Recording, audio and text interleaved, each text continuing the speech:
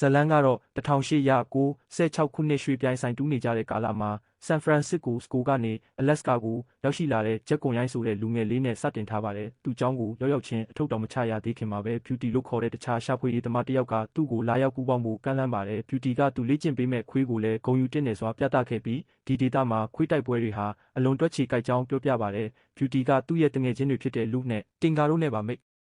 ်ဆက်ပေးပြီးသူတို့၃ယောက်လုံးရွှေရှာဖို့စိတ်အားထက်သန်နေကြတာပါဂျက်ကအဲလက်စ်လာဆင်ဆိုတဲ့လူတစ်ယောက်ကိုရှာဖို့လိုနေတာမို့သူတို့ကိုမေးတဲ့အခါသူတို့ကတိတလူလိုနဲ့ဟန်ဆောင်ကြပေမဲ့ဂျက်ကရိပ်မိသွားပါတယ်ဒီလူတွေကသူ့ကိုကူညီဖို့အရန်စိတ်အားထက်သန်နေတာမို့တန်တရားဝင်ပြီးဝေးနေဖို့ပြောလိုက်ပေမဲ့နောက်ကျသွားခဲ့ပါပြီအဲ့ဒီလူမိုက်ကိုင်းကမျက်စိတမိတ်တွင်းမှာတင်ဂျက်ရဲ့ပစ္စည်းတွေကိုခိုးယူပြေးသွားခဲ့ကြပါတယ်ဂျက်ကလိုက်လံတိုင်တန်းပေမဲ့လှောင်ပြောင်တာပဲခံရပါတယ်ရွှေတူးသမားတွေကြီးပဲစုနေတဲ့ဒီလိုနေရာမျိုးမှာဒါဟာမဆန်းဘူးလေအဲလက်စ်လာဆင်ကိုရှာဖို့အတွက်ဂျက်ဟာရွှေလေကားထစ်လို့ခေါ်တဲ့တောင်ဆောင်ကြီးအတိုင်းတက်ခဲ့ရပါတယ်အလုံးမက်ဆောက်ပြီးတမိုင်လောက်ရှည်လျားတဲ့ဒီလမ်းကလူတစ်ယောက်ချင်းစီပဲစီတန်းတက်ရတာမို့လမ်းမှာရက်လိုက်ရင်ပြဿနာတက်နိုင်ပါတယ်တောင်ထိပ်ကိုရောက်တဲ့အခါစိတ်ကန်းလိုပဲလူတွေရှုပ်ထွေးနေတဲ့စခန်းတစ်ခုကိုတွေ့ရပြီးလူတိုင်းကလေးလံတဲ့ပစ္စည်းတွေနဲ့အကောင့်ထဲမဖော်နိုင်တဲ့အိမ်မက်တွေကိုစီ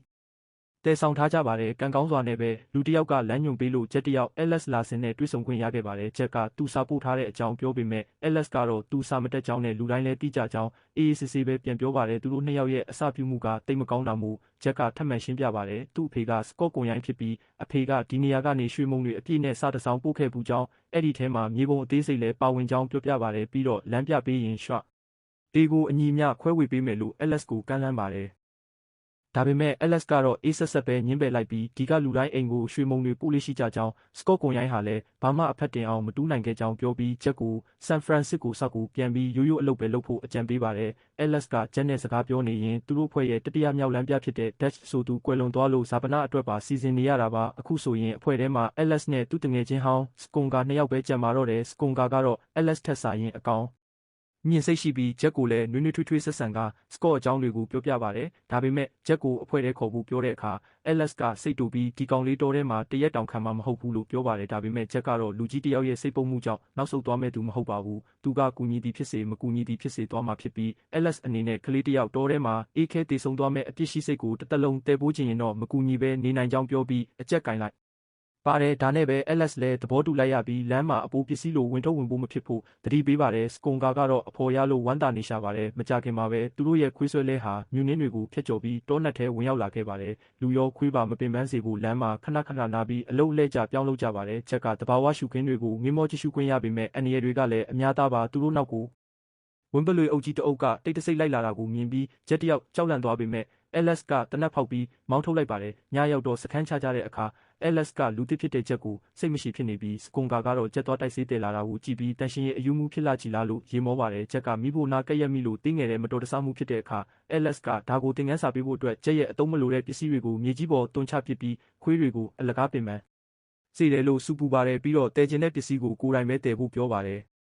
စကွန်ကာကခွေးစာကျွေးနေတုန်းအချင်းချင်းရံမဖြစ်ကြဖို့တားပေမဲ့နောက်တော့သူကိုယ်တိုင်ပဲထိတ်ပြနဲ့ပြန်ပြေးလာပါတယ်ခွေး9ကောင်အတွက်ငါး9ကောင်ကျွေးတာကိုခွေးတစ်ကောင်ကဗိုက်စာနေတော့မှုဝင်ပလွေတစ်ကောင်အုပ်စုထဲရောဝင်ပြီးစားသွားတာဖြစ်ရမယ်လို့ပြောပါတယ်အမှန်တော့တော်ထဲမှာခွေးမတစ်ကောင်ကခွေးစာ9ကိုခိုးယူပြီးမလန့်မကန့်ကသူမရဲ့ဝင်ပလွေပေါက်စလေးကိုကျွေးနေတာဖြစ်ပါတယ်မနက်ခင်းခီးဆက်တဲ့အခါတောင်ဆောင်တစ်ခုမှာဂျက်ရဲ့အတွေ့အကြုံမရှိမှုကြောင့်ပြဿနာတက်ပြီးအဲလက်စ်ပါလိုက်ညက်သွားပါတယ်စကွန်ကာကလာခဲ့ပေမဲ့ကျိုးပြက်ပြီးလှဲကတောင်အောက်ကိုလိမ့်ကျသွားတာမို့အခြေအနေပိုဆိုးသွားပါတယ်သူတို့ပစ္စည်းတွေကရေခဲပြင်ကန်ပေါ်ပြန့်ကျဲသွားပြီးတေဆုံးသွားတဲ့တက်ချီရဲ့အလောင်းပုံးပါပွန့်ထွက်သွားပါတယ်ဂျက်ကရဲဝံပဲပစ္စည်းတွေတွားကောက်ဖို့လုပ်တဲ့အခါစကွန်ကာကတားပေမဲ့နားမထောင်ပဲတွားခဲ့ရကနေရေခဲပြင်ကျိုးပြီးရေခဲရည်ထဲပြုတ်ကျသွားပါတယ်အဲလက်စ်ကအချိန်မီဆွဲတင်ပေးလိုက်လို့ဂျက်တယောက်ရေခဲတုံးမဖြစ်ပဲလွတ်မြောက်ခဲ့ပါတယ်စကွန်ကာကဂျက်တယ်လာတဲ့စာအုပ်တအုပ်ကိုမိမွေပြီးကြတက်ကိုအနှွေးတက်ပေးခဲ့ရတာကြောင့်အဲ့ဒီနေ့ကတော့ခရီးမတွင်ပဲအချိန်ကုန်သွားခဲ့ပါတယ်ညမှာပစ္စည်းတွေကိုစစ်ဆေးတဲ့အခါကြည်စံနှဲငယ်ပဲကျန်တော့တာကိုတိလိုက်ရပြီးအနီးနားကနေဝန်ပုတ်လွေဦးတန်ကိုကြားရပါတယ်ဂျက်ကအဲ့ဒီခွေးမောက်ကိုလှမ်းမြင်လိုက်တဲ့အခါစကွန်ကာကဒါဟာဝန်ပုတ်လွေတွေရဲ့တဘာဝဖြစ်ပြီးခွေးတွင်ဆောင်တဲ့ဝန်ပုတ်လွေကိုလွတ်ကာအိမ်မွေးခွေးတွေကိုမျှခေါ်တာဖြစ်ကြောင်းရှင်းပြပါတယ်အဲ့ဒီအချိန်မှာပဲစကွန်ကာရဲ့အချစ်တော်ခွေးကဝန်ပုတ်လွေနောက်လိုက်သွားတာမို့စကွန်ကာကတနက်ကင်ပြီးလိုက်သွားပါတယ်အဲလက်စ်ကတားပေမဲ့မရပါဘူးနောက်တော့တောထဲကနေစကွန်ကာရဲ့အော်ဟစ်တန်တွေကိုပဲကြားလိုက်ရပြီးသူကွယ်လွန်သွားခဲ့ပါပြီအဲလက်စ်နဲ့ဂျက်တို့လည်းဘာမှမတတ်နိုင်တော့ပဲခွေးတွေကိုစုပြီးမနက်လင်းတဲ့အထိအတူတူစောင့်ခဲ့ကြပါတယ်မနေ့ရောက်လို့မီးငိမ့်လိုက်တာနဲ့ဝင်ပုတ်လွေတွေကရုတ်တရက်ဝင်တိုက်ခိုက်ပေမဲ့ကံကောင်းထောက်မစွာနဲ့ပဲတခြားရှာဖွေရေးသမားအဖွဲ့တစ်ဖွဲ့ရောက်လာပြီးတနက်နဲ့ပြစ်ခတ်မောင်းထုတ်ပေးလို့သူတို့နှစ်ယောက်အသက်ဘေးကလွတ်မြောက်ခဲ့ပါတယ်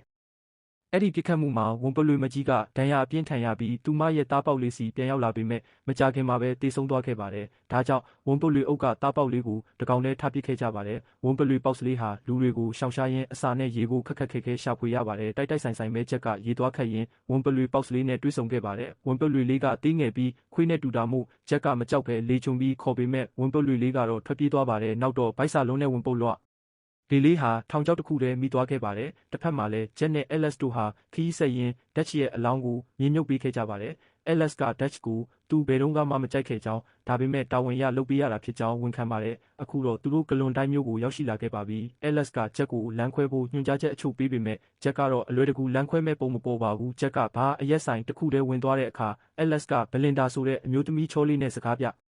တောနေတာကိုတွေ့ရပါတယ်။ဂျက်ကဝင်နှုတ်ဆက်တဲ့အခါဘလင်ဒါကဂျက်ဟာစကော့ရဲ့တာမန်တီလိုဝမ်းသာအားရကြိုးဆိုပေမဲ့အဲလက်စ်ကတော့မလိုလားတဲ့ပုံစံနဲ့ဂျက်ကိုရွှေသွားတူးဖို့နှင်ထုတ်ပါတယ်။ရက်အနှဲငယ်ကြာတော့ဂျက်ကဘလင်ဒါနဲ့ပြန်တွေ့ပြီးညစာစားဖို့ဖိတ်ခေါ်ခံရပါတယ်။အဲ့ဒီမှာအဲလက်စ်လည်းရှိနေပြီးဂျက်ကိုမောင်းထုတ်ဖို့ကြိုးစားပေမဲ့ဂျက်ကတော့အလွန်ကောင်းပါပါတယ်။အမှန်တော့ဂျက်ကအဲလက်စ်ကိုသဘောကျလို့သူ့ကိုပဲလမ်းပြအဖြစ်ဆက်ခန့်ချင်နေတာပါ။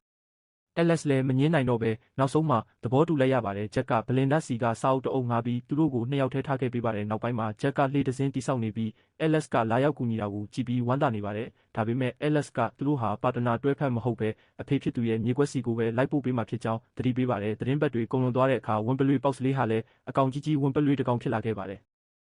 ်ရာတော်ထဲမှာသူ့ကိုကရင်လူမျိုးစုအကြီးအကဲ Great Beaver နဲ့ Little Beaver တို့ကကဲတင်ထားပြီးအဆွဲဖြူလို့နာမည်ပေးထားတာပါဂျက်တို့လှေနဲ့ခီးထွက်လာရင်အဲ့ဒီလူမျိုးစုအခြေစိုက်စခန်းမှာနားကြတဲ့အခါဂျက်ကအဆွဲဖြူနဲ့ပြန်လည်ဆုံတွေ့ခွင့်ရပါတယ်ဂျက်ကသူ့ကိုတော့ဖို့တက်ပေးဖို့ကြိုးစားပေမဲ့ Great Beaver ကတားဆီးပြီးခွေးတွေကိုတငယ်ချင်းလိုဆက်ဆံရင်းစကားနားထောင်မှမဟုတ်ကြောင်းပြောပါတယ်နောက်ရက်မနေ့ကင်းမှာဂျက်ကအဆွဲဖြူကိုပဲအာယုံဆိုင်နေမိတာကြောင့်သူ့စီကိုဝက်ဝင်ကြီးတစ်ကောင်လာတိုက်ခိုက်တာကိုမသိလိုက်ပါဘူးဂျက်ကထွက်ပြေးပြီးပုံနေရတဲ့အချိန်မှာအဆွေဖြူကရောက်လာပြီးဝက်ဝန်ကြီးကိုရင်ဆိုင်ပေးခဲ့တာကြောင့်ဝက်ဝန်ကြီးလည်းနောက်ဆုတ်သွားခဲ့ပါတယ်ဂျက်ကသူ့ကိုကယ်တင်ပေးတဲ့အဆွေဖြူကိုအစာကျွေးပြီးကျေးဇူးတင်စကားဆိုခဲ့ပါတယ်နောက်ဆုံးမှာတော့ဂျက်ဟာအလက်စကာကိုရောက်ပြီးတစ်နှစ်အကြာမှာအဖေဖြစ်သူရဲ့မြေကွက်စီကိုရောက်ရှိသွားခဲ့ပါတယ်အဲလက်စကစကော့ဟာဒီနေရာမှာပဲမြေမြုပ်ခံကျင်ခဲ့တာလို့ပြောပြပါတယ်ဂျက်ကတပ်ပုံဟောင်းတွေကိုကြည့်ရင်သူ့အဖေဟာမိသားစုကိုကောင်းမွန်တဲ့ဘဝပေးခြင်းလို့ခရီးတွေအမြဲထွက်နေခဲ့ပေမဲ့အမေဆုံးပါသွားတဲ့အထိအဖေနဲ့အတူမနေခဲ့ရကြောင်းဝမ်းနည်းစွာပြောပြပါတယ်အဲလက်စ်ကလမ်းခွဲဖို့ပြင်ပေမဲ့ဂျက်ကရွှေတူးဖို့အတွက်ကူညီပေးဖို့ထပ်မံအကြက်ကင်ပြန်တာမို့အဲလက်စ်တယောက်ဆက်နေပေးရပြန်ပါတယ်တစ်ဖက်မှာတော့ Great Beaver ကအဆွေဖြူကိုမြို့ထဲခေါ်လာတဲ့အခါခွေးတိုက်ပွဲလုပ်တဲ့လူမိုက် Beauty နဲ့သူ့အပေါင်းအပါတွေကဝန်ပလွေကိုမျက်စိကျသွားပါတယ်သူတို့ကအဆွေဖြူကိုတခြားခွေးတစ်ကောင်နဲ့စမ်းသက်တိုက်ခိုက်ခိုင်းရခွေးကဒဏ်ရာပြင်းထန်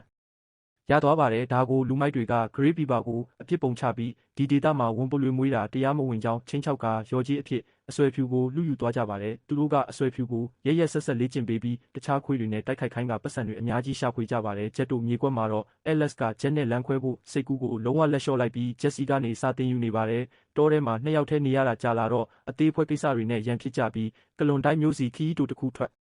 လာခဲ့ကြပါတယ်သူတို့မျိုးကိုရောက်တဲ့နေ့မှာပဲအဆွေဖြူကပြိုင်ဘက်ခွေးပလူးကြီးတစ်ကောင်နဲ့တိုက်ခိုက်နေရပြီးရှုံးနေနေတာကိုဂျက်ကမြင်သွားပါတယ်ဗျူတီကပွဲကိုရက်မပေးပဲအဆွေဖြူကိုနှိပ်စက်ဖို့လုပ်တဲ့အခါဂျက်ကဝင်ရောက်တာစီပြီးရဲတွေရောက်လာတာမို့လူမိုက်တွေထွက်ပြေးသွားကြပါတယ်ဂျက်ကအဆွေဖြူကိုကယ်ထုတ်ပြီးဘလင်ဒါအိမ်မှာဒဏ်ရာတွေကိုကုသပေးခဲ့ပါတယ်ဒဏ်ရာကုသပေးရတာထက်အဆွေဖြူရဲ့စိတ်ဒဏ်ရာကိုကုသပေးရတာကပိုခက်ခဲပါတယ်ဗျူတီကသူ့ကိုလူတွေကိုမုန်းတီးဖို့လေ့ကျင့်ပေးထားခဲ့တာကိုဒါပေမဲ့ဂျက်ကတော့လက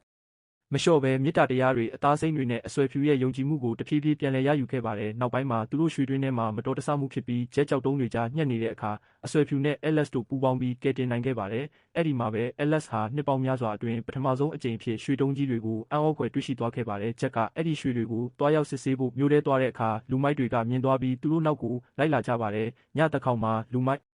တွေကဂျက်တို့ရဲ့တဲအိမ်ကိုမိရှို့ကြပေမဲ့အဆွေဖြူကအိမ်ကိုကာကွယ်ပြီးရဲရဲဝံ့ဝံ့ပြန်လည်တိုက်ခိုက်ခဲ့ပါတယ်။ရုံးရင်းဆန်ခတ်ဖြစ်ရင်တနက်ကြီးဆန်လွဲမထွက်သွားပြီးလူမိုက်လူထိမှန်သွားတယ်လို့ဗျူတီကိုယ်တိုင်လည်းအဆွေဖြူရဲ့ကြိုက်ခဲခြင်းကိုခံရပါတယ်။နောက်ဆုံးမှာတော့လူမိုက်3ယောက်လုံးအဖမ်းခံလိုက်ရပါတော့တယ်။အဲလက်စ်ကတော့ဘလင်ဒါနဲ့အတူဆန်ဖရန်စစ္စကိုစကိုမြို့ကိုပြန်ဖို့ဆုံးဖြတ်လိုက်ပြီးဂျက်ကလည်းအဆွေဖြူရှိနေပြီမို့အဲလက်စ်ကိုဝမ်းသာအားရပဲလမ်းခွဲခွင့်ပေးလိုက်ပါတော့တယ်။အခုတော့ဂျက်နဲ့အဆွေဖြူတို့ဟာအလက်စကာရဲ့တောတောင်ကျဲကြီးထဲမှာပျော်ရွှင်စွာနဲ့အတူတူဖြတ်တန်းသွားကြပါတော့တယ်။